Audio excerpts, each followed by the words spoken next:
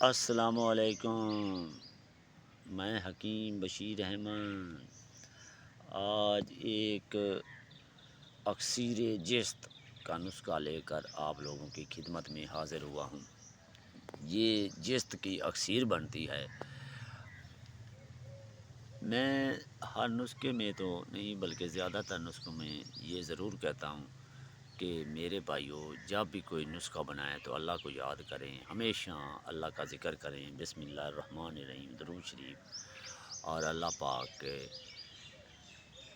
کوئی بھی صفاتی یا ذاتی نام اللہ تعالیٰ کا اس کا ورد کرتے رہیں۔ اللہ شافی، اللہ کافی، یا حی یا قیوم ہو، آپ کو جو بھی یاد ہو، تمام نام ہی اللہ تعالیٰ کے نام، صفاتی نام، وہ اللہ کو ہمیشہ پسند ہیں۔ جب بھی آپ کسی نام سے اللہ کو پکارتے ہیں تو اللہ آپ کو یاد کرتا ہے۔ آپ جتنا اللہ کو یاد کرتے ہیں تو اللہ آپ کو یاد کرتا ہے۔ تو آئیے چلتے ہیں میرے بھائی نسخے کی طرف، زیادہ باتیں نہیں کرتے۔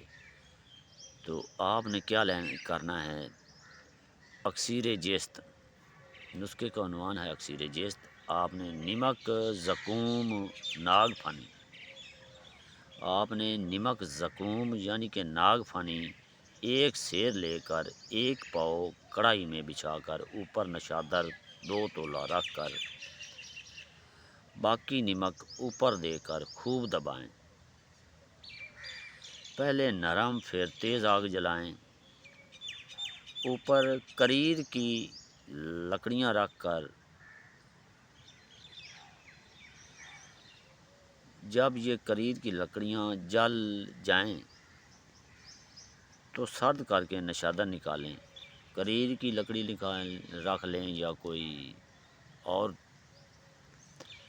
یہ جو تیلی ہوتی ہے 1-2 تیلی رکھ لیں۔ جب یہ جل جائے جو اوپر سے، تو جو لکڑی رکھی ہے کرید کی، تو پھر سرد کر کے نشادر نکالیں۔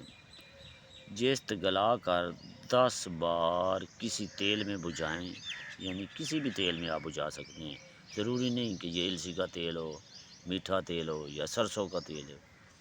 آپ نے جست کو کسی بھی تیل میں، آپ کی مرضی سے جو بھی تیل آپ لیں، جب 10 بار بجھا لیں تو آخری بار گلا کر کسی وزنی چیز سے کھرل کریں اور برادہ ہو جائے گا یہ جست۔ تو نشادر مذکور، جست مذکور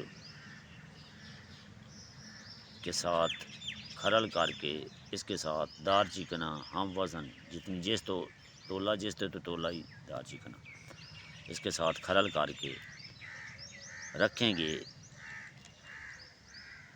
تو یہ نشادر، جست اور دار چکنا تمام روغن ہو جائے گا۔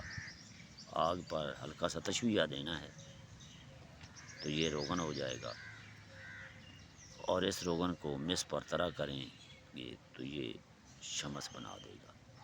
اللہ حافظ، خدا حافظ۔ آپ کا بھائی حکیم بشیر احمد، کیمیائی حکمت یوٹیوب چینل۔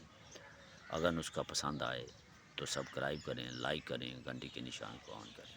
والسلام، آپ کا بھائی حکیم بشیر احمد۔